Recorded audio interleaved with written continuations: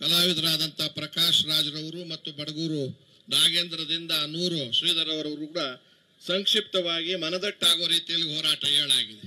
ಈಗ ನಾವು ಹೇಳಾಗಬೇಕಾಗಿರೋದು ಏನಂತ ಅಂದ್ಬಿಟ್ಟು ಒಂದೇ ಯೋಚನೆ ಮಾಡಬೇಕಾಗಿರೋದು, ಭೂಸ್ವಾಧೀನ ಕೈ ಬಿಡಬೇಕು. ಬಿಡದೇ ಇದ್ರೆ ಅಂತಿಮ ಘಟ್ಟವನ್ನ ಮಾತಾಡ್ತಾ ಹೇಳಿದಾರ ಅವರು. ಕೇವಲ ಇದು ಜೈಲ್ಗೆ ಹಾಕೋದಲ್ಲ, ಮಾತಾಡ್ಬೇಡ್ರು, ಜೈಲ್ಗೆ ಹಾಕೋದಲ್ಲ, ಜೈಲ್ಗೆ ಹಾಕಿದ್ರು ಚಿಂತೆ ಇಲ್ಲ, ನಮಗೆ ಇದು ಕೊಡದೇ ಇದ್ರೆ ಸರ್ಕಾರವೇ ಬಿದ್ದೋಗುತ್ತೆ. ಆ ನಿಟ್ಟಿನಲ್ಲಿ ರೈತ ಚಳುವಳಿಗಳಾದಂತ ನಾವು ನೀವು ಯೋಚನೆ ಮಾಡಬೇಕು. ನಿಮ್ಮಲ್ಲೇ ಅಧಿಕಾರಕ್ಕೆ ಬರದೇ ಇದ್ರೆ ಈ ಮನೆಯಲ್ಲಿರ್ತಕ್ಕಂಥ MLA ಎಂಪಿಗಳು ಇರ್ತಕ್ಕಂಥ ರಾಜ್ಯ ಸರ್ಕಾರ ಕೇಂದ್ರ ಸರ್ಕಾರ ಯಾವತ್ತೂ ನಮ್ಮ ಪರವಾಗಿ ಇರೋದಿಲ್ಲ. ಹಾಗಾಗಿ ನಿಮ್ಮಲ್ಲಿ ಕೈ ಜೋಡಿ ಬೇಳಿಸ್ಕೊಳ್ತೀನಿ, ಒಕ್ಕೂಟದಿಂದ ನಾವು ನೀವು ಬೀದಿಗಿಳಿದ್ರೆ ಈ JCBಯನ್ನ ಕಿತ್ತಾಕಿ ಹೊಸ ಸರ್ಕಾರ ಬಂದ್ರೆ ಮಾತ್ರವೇ ಈ ತರದ ಕೆಲಸಗಳನ್ನ ಮಾಡಕ್ ಸಾಧ್ಯ ಆಗುತ್ತೆ ಅನ್ನೋ ಮಾತನ್ನ ಹೇಳ್ತಾ ಇದ್ದೀನಿ. ಬಹಳ ನೋವಿನಿಂದಲೇ ಹೇಳ್ತಾ ಇದ್ದೀನಿ.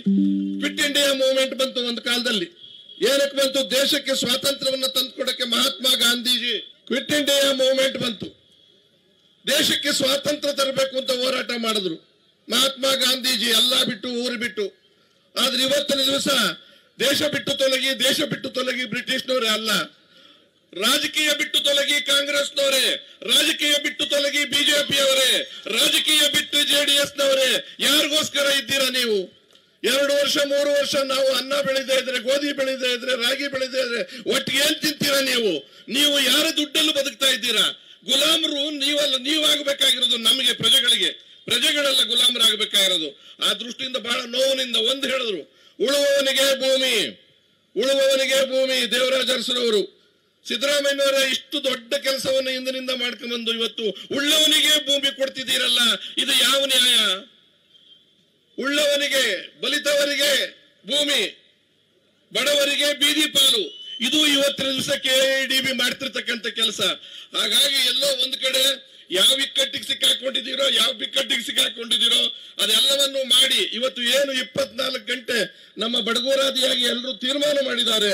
ಆ ತೀರ್ಮಾನಕ್ಕೆ ನೀವು ಬಗ್ಗದೆ ಹೋದ್ರೆ ಸರ್ಕಾರವೇ ಇರೋದಿಲ್ಲ ಅನ್ನೋ ಮಾತನ್ನು ನಾನು ಕೂಡ ಹೇಳಬೇಕಾಗತ್ತೆ.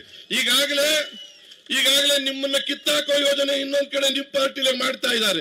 ಜೊತೆಗೆ ನಾವು ಕೈ ಜೋಡಿಸಿದ್ರೆ ಸುಲಭ ಆಗ್ಬಿಡುತ್ತೆ. ಇದು ಒಂದು ಮಾಡಿ ಮತ್ತೆ ಉಳ್ಕೋತೀರಾ. ಗ್ಯಾರಂಟಿ ಹೇಳ್ತಾ ಇದ್ದೀನಿ, ಇದನ್ನು ಮಾಡಿ ನಿಮಗೆ ಯಾರು ಅಳ್ಳಾಡ್ಸಕ್ಕಾಗೋದಿಲ್ಲ. ಇನ್ನು 2 ವರ್ಷ ಬೇಕಾದ್ರೂ ನೀವೇ ಮುಖ್ಯಮಂತ್ರಿ ಆಗಿ. ಆದ್ರೆ ಎಲ್ಲೋ ಒಂದ್ ಕಡೆ ಆ ದಿಟ್ಟ ನಿಲುವು ಹಿಂದೆ ಏನ್ ತಗೊಂತಾ ಇದ್ರ ಅದು ತಗೊಂಡಿಲ್ಲ. JCB ಏನಕ್ಕೋಸ್ಕರ JCB ಅಂತ ಗೊತ್ತಿರ್ಬೋದಲ್ಲ. ಜನತಾದಳ, ಕಾಂಗ್ರೆಸ್, ಬಿಜೆಪಿ, ಭಾರತೀಯ ಜನತಾ ಪಾರ್ಟಿ ಹೊಲ ಉಳೋದಕ್ಕೆಲ್ಲ ಇದು JCB ಇವತ್ತು ಕಳಿಸ್ತಿರೋದು ಸರ್ಕಾರದವರು. ನಾವೆಲ್ಲ ಹೊಲ ಉಳಕ್ ಬಂದಿದೆ, ನಮ್ಮನ್ನು ಬದುಕ್ಸಕ್ ಬಂದಿದೆ ಅಂದ್ರೆ ನಮ್ಮನ್ನೇ ಉಳಕ್ ಬಂದಿದ್ದೀರಪ್ಪ ಬಡ್ಡಿ ಮಕ್ಕಳ. ಏನ್ ಮಾಡಕ್ಕಾಗುತ್ತೆ? ಯೋಚನೆ ಮಾಡ್ಬೇಕಲ್ಲವ್ರ. JCB ಅನ್ನು. ಅದಕ್ಕೆ ನಾನು ಹೇಳೋದು, ಕ್ವಿಟ್ ಇಂಡಿಯಾ ಮೂವ್ಮೆಂಟ್ ತರ ನೀವು ರಾಜಕೀಯ ಬಿಟ್ಟು ತೊಲಗಿ ಸಾಕು. ಕುಟುಂಬ ರಾಜಕಾರಣ ಸಾಕು, ಜಾತಿ ರಾಜಕಾರಣ ಸಾಕು, ಕೋಮು ರಾಜಕಾರಣ ಸಾಕು. ರೈತರ ಸರ್ಕಾರ 80ಕ್ಕಿಂತ ಹೆಚ್ಚು ಭಾಗ ಇರೋ ರೈತರಿಗೆ ಯಾವುದೇ ರೀತಿಯ ಅನುಕೂಲ ಕೊಡದೆ ದಬ್ಬಾಳಿಕೆಯನ್ನು ಮಾಡ್ತಕ್ಕಂಥ ಸರ್ಕಾರ. ಅದು MB ಪಾಟೀಲ್ ಇರ್ಲಿ, ಹಿಂದಿನ ಕಾಲದಲ್ಲಿ ನಿರಾಣಿ ಇರ್ಲಿ, ಈಗ KH ಮುನಿಯಪ್ಪನವ್ರು ಇರ್ಲಿ, ಅನುಕೂಲ ಸಿಂಧು ರಾಜಕಾರಣ ಬೇಡಿ. ನಿಮ್ಮ ಸರ್ಕಾರ ಹೋಗೋದಕ್ಕೆ ನಾವು ಇವತ್ತಿನ ದಿವಸ ಆಮ್ ಆದ್ಮಿ ಪಾರ್ಟಿ ಸಣ್ಣ ಪಾರ್ಟಿ ಆದ್ರೂ ಸಂಪೂರ್ಣ ನಿಮಗೆ ಬೆಂಬಲ ರಾತ್ರಿ ಆಗಲು ಕೊಡ್ತೀವಿ, ನಿಮ್ಮ ಜೊತೆಯಲ್ಲಿ ಇರ್ತೀವಿ. ನೀವೇ ಒಂದು ಪಕ್ಷವನ್ನು ಕಟ್ಟೋದಕ್ಕೆ ಪ್ರಯತ್ನ ಮಾಡಿ, ರಾಜ್ಯಾದ್ಯಂತ ಓಡಾಡೋಣ, ಈ ರಾತ್ರಿ ಆಗಲು ತಿರುಗೋಣ. ಸರ್ಕಾರವನ್ನು ಕಿತ್ತಾಕಿದಾಗ ಮಾತ್ರ ಇದು ಸಾಧ್ಯ ಆಗುತ್ತೆ ಅನ್ನೋ ಒಂದು ಹೇಳಿಕೆಯನ್ನು ಕೊಡ್ತೀನಿ. ನಮ್ಮ ಡಾಕ್ಟರ್ ರಾಜ್ಕುಮಾರ್ ಅವರು ಒಂದು ಹಾಡು ಹೇಳ್ಬಿಟ್ಟು ಮುಗಿಸ್ತಾ ಇದ್ದೀನಿ. ಅವ್ರು ಹೇಳಿದ್ರು, ಮೀಸೆ ತಿರುವಿ ಕುಣಿದವರೆಲ್ಲ ಏನಾದರು, ರೈತರ ಕೆಣಕಿ ಮೆರೆದವರೆಲ್ಲ ಏನಾದರು, ನೀವ್ಯಾವ ಲೆಕ್ಕ ಹೇಳೋ ಸರ್ಕಾರವೇ?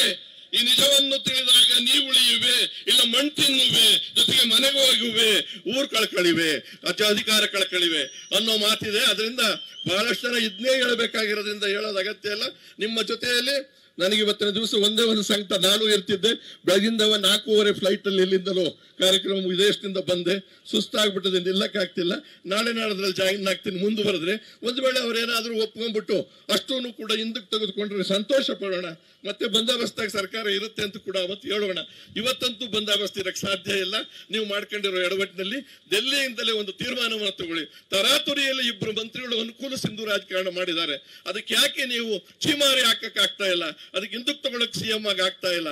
ಆ ದಿಟ್ಟ ನಿಲುವನ್ನು ತೋರಿಸಿ ಅಂತ ಹೇಳಿ ನಿಮ್ಮೆಲ್ಲರಿಗೂ ಹೊಂದಿಸಿ, ನಮ್ಮ ಪಾರ್ಟಿ ಕೆಲವು ಸಾಂಕೇತಿಕವಾಗಿ ಇವತ್ತು ನಿಮ್ಮ ಜೊತೆಯಲ್ಲಿ ಇರ್ತಾರೆ. ನಾಳೆಯಿಂದ ರಾಜ್ಯಾದ್ಯಂತ ನಿಮ್ಮ ಹೋರಾಟ ಏನಾದರೂ ಆದ್ರೆ ಅದಕ್ಕೆ ಸಂಪೂರ್ಣವಾಗಿ ನಾನು ಬೆಂಬಲವನ್ನು ರಾಜ್ಯಾಧ್ಯಕ್ಷನಾಗಿ ನಮ್ಮ ಕಾರ್ಯಾಧ್ಯಕ್ಷರು ಬಂದಿದ್ದಾರೆ ಸೀತಾರಾಮ್ ಅವರಂತ, ಅವರಿಬ್ರು ಕೂಡ ಮಾತು ಕೊಡ್ತಾ ಇದ್ದೀವಿ. ನಿಮ್ಮ ಬೆಂಬಲಕ್ಕೆ ನಾವಿರ್ತೀವಿ ಕೊನೆಯ ತನಕ ಕೂಡ.